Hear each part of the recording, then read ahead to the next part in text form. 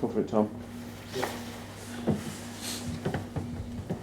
Cool. Michael, first up, Harry Toffolo, any change in his situation since Tuesday night? I don't know what you mean by change. Listen, it's exactly what it was the other night. I'm sure over the next 24 hours we'll know a little bit more.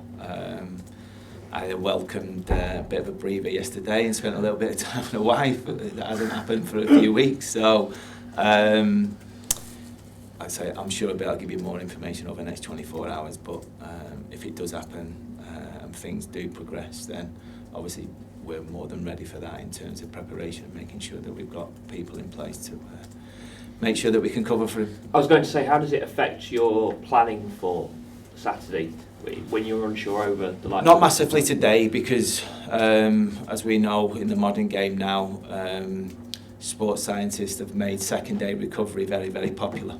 It wasn't around in my day. It was pretty much, look after yourself the day after the game, and then the second day after the game, you were back on the grass and doing what you're expected to do. But in the modern day game now, there's this thing, like I said, there's second day recovery, which is very, very popular, and you have to look after players. So you don't get that much opportunity on a Thursday after the Tuesday game to that much tactical work other than video. Tom Pett not involved again on Tuesday. Any change on situation with him? No, not at the minute. Obviously, spoke to Pett quite a few times over the last probably month or so actually. He's desperate for game time. He's probably not going to be able to get that here, so it's there's an opportunity for him if something come elsewhere, and he knows that. We've been we've been having them conversations for a while now, so I'm sure between us and him and his agent and potential suitors elsewhere, hopefully something gets sorted before the end of the month. Ben Coker? Same again. So somebody you're looking to get out of the and it's one of them. We're not trying to hide anything, and I think it's important that players have the opportunity to play football, and I'm not going to stand in anybody's way from that point of view. And I'm not having this conversation with you and not having it with Ben. Ben knows exactly where we stand, and there's been good dialogue. So again, I hope he gets the opportunity to get some game time. On the injury situation, Lee Frecklington? Hopefully, I think Frex might be on the grass with us pretty soon. Obviously, it's been a frustrating time for everybody, himself, us. We're expecting him to do possibly a little bit either today or tomorrow. But obviously, that's your very basic stuff, joining the warm-up and non-contact stuff. So how far are we away from him getting fully involved? If everything goes to plan, possibly at least a week or so.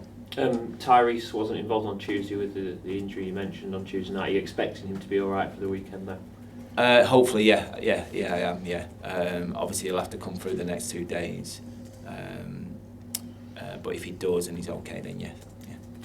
Blackpool was a complete turnaround, obviously, from when you first took charge of the football club. Both, it shows probably the progression of Lincoln and maybe the lack of progression in Blackpool, that the two sides have 1 point going into this one. Hopefully, yeah. But obviously, what I do know is they've got a really, really experienced manager in place who's done ever so well at this level over the years at various clubs. They've got a lot of experience in the team, if you look throughout the team.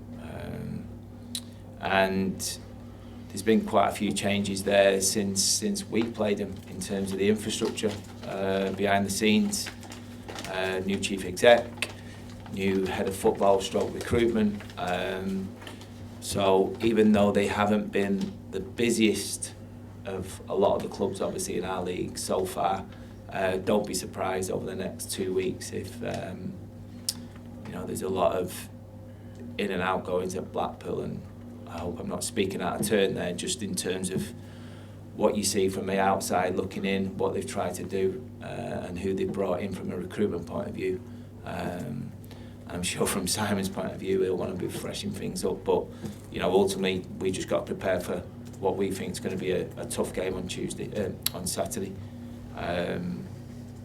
but go into it like we have done in the previous games. And in Nondrier up front, old-fashioned centre forward in the way he plays. How will you deal with him? Yeah, he is, and I've worked with him before. I worked with him for a short spell at Oxford. We brought him in, and he did well for us for a couple of months. I think first and foremost, you've got to respect people's abilities, and if they're big, strong, awkward in terms of the way they play, you've got to respect that and deal with that. Not try and be too clever with it. I think as centre-halves, we've got two very experienced ones playing at the minute. They'll recognise when they think they can win the ball, when they can't win the ball, and then ultimately you've got to defend that second and third phase. At Blackpool overall, have they changed their style from when you first played them, or are they playing in a similar way? Yeah, similar. Yeah, very similar. I mean, they have got the ability to change it in terms of the formations. We've seen that this year. Sometimes they've been with a 3 and a 4. You look at potentially the way they set up on Tuesday. It doesn't mean it's going to be the same against us, because they've come up against a good championship side and a good vein of form in Reading. So, let's see what happens. We'll be prepared. We'll concentrate on us, but we'll be very mindful and respectful that it's going to be a difficult game. Thank you. Michael, regarding Harry Toffolo, do you think you're in a strong position and ready to react when should anything happen? Yeah, I mean, obviously we've got someone like Max Melbourne who, has been waiting for his opportunity. That was the reason why we wanted to get Max on a permanent. He's a young player. He's not had massive experience in terms of the amount of games that he's had. But I've seen enough potential in there, and obviously the rest of the staff have, that warranted us trying to sign him on a permanent. And I've said it many, many times over the last few years, you can only have potential for so long until someone has to give you an opportunity to go and play, and it's up to you to produce them when you do it. And if, Toffs does leave in the next 24, 48 hours, then Max will be more than ready and prepared to play on Saturday. Yeah, is he chomping at the bit, Max? He is, yeah, and he has been for a while, and obviously, it's important that I keep that dialogue with players when they're out the side. Whether it's from a negative or a positive, it's up to me to front that and do that. And Max has been chomping at the bit for a while now, and I suppose I've been trying to keep him in a good place, regardless of them frustrations. And hopefully that'll be the case on Saturday. Obviously, Blackpool, your first game in charge. Lots happened since then. A lot of water under the bridge. Are you happy with the progress you've made in that time? Are you where you want to be? I think so. Yeah, I think. It does take time, as we all know. I'd like to think that where we are now as a group, during that transition period, where we are now to where we want to be in 12 months' time, it's going to be very, very different. But it's been hard to argue in terms of performances and I suppose results to a degree over, say, the last 10 games or so, since we had a chance to sort of restock and have a look what we got. We spoke after the Sunderland game about playing out from the back and decision making that the defenders needed to make. Have you been pleased with how that has been in the last 2 games? There hasn't been as many heart in your mouth moments. But I mean, the heart in the mouth moments are only from decisions players make on the ball. It's not as if I'm not putting the club, the team at risk by looking to play from the back. I'm trying to produce a team and players within the team that, one, can be successful, and 2, make money for the football club. That's the bottom line, and I've done that in the past, and hopefully, touch wood, I can do that again, and giving the players confidence to do that. I think it's the most important thing from a coach and a manager. You're right, the decisions have been better, and they've recognised when, that if we're under the cosh a little bit, and we're getting pinned back for 5-10 minutes in spells and games, it might be a better option to, ask Josh to put his foot through it, and we'll have a fight at on the halfway line. Yeah. I'm not a massive fan of it, no. But I recognise at the times when it needs to be done. And the reason I said I'm not a massive fan of it, because I don't think we're good at it. That's why I'm not a massive fan of it. Yeah.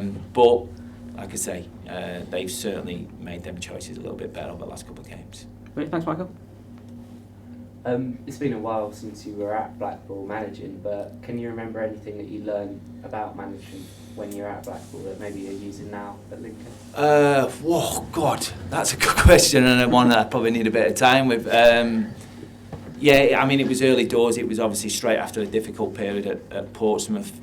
And when I say difficult period, by the way, I absolutely loved my time there. It was just, obviously, with everything that was going on financially and the strains that were going on. I had actually had a good group there, if I'm being honest. There's a lot of different nationalities with different types of styles. There was a few Spanish lads there at the time who were very good. I suppose one thing I did learn is that, you know, now sometimes you might have to see a game out, whereas at Blackpool I still had in my head, just go and keep scoring, go and get goals. And I suppose that sounds a little bit ironic after Tuesday night and we go and win a game 5-1, but yeah, there was a spell certainly early on in my career where even if we were 1-0 up or 2-1 with 5 minutes to go, I was always trying to encourage my players to go and get the third, the fourth, or whatever it may be. And I'm not saying I don't do that now, but I'm also mindful of the fact that sometimes you need to see a game out. Thank you. Michael, I know you're not a great stats man, but you know I love them. So 17th game in charge on Saturday, which is sort of halfway through your season because we played 10 and 44 games. And ironic that it's Blackpool as well. In the 10 games before you come, we'd amassed 13 points at 1.3. Since the 16 games you've been in charge, and we've got to remember that 10 of those have been away, you've amassed 21 points, which makes it 1.31. So in fact the club have gone up statistically since you took over. That would give over a normal 4 to 6 game season 60 points, basically, which would be about a 10th position finish. So you've already said to Rob Mark Park, I was going to say, what's pleased you so much in this first half of your first season in charge? And more importantly, what's going to make the difference to get those extra 10 or 12 points next year so we're up there at the top? I think first and foremost, Chris, the resilience that the players have showed. I think that was, and I've mentioned it a couple of times after games, when I sat down with the players in the first week, that was one of the biggest things that I said I wanted to improve, and I didn't like what I seen in the Oxford game from the stands.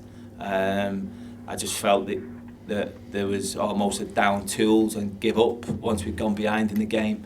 So that's definitely been a big plus. Even 3-0 down at Sunderland, you know, it was one of them where they were so disappointed with the way the first half went. But I felt in the second half, once we got that first goal, we've got half a chance here to try and do something. And I think Sunderland realised that as well. So that was the biggest plus. I think going forward, there's no doubt about it, obviously, stating the obvious, doing better away from home. And again, I think that's more a confidence thing. I think it's like anything, once you get onto a little bit of a run and you put back-to-back results away together away from home, that can be the difference between, like you say, maybe finishing in the top 6 or the top half of the table. Thank you. Thank you very much. Cheers. Thank you.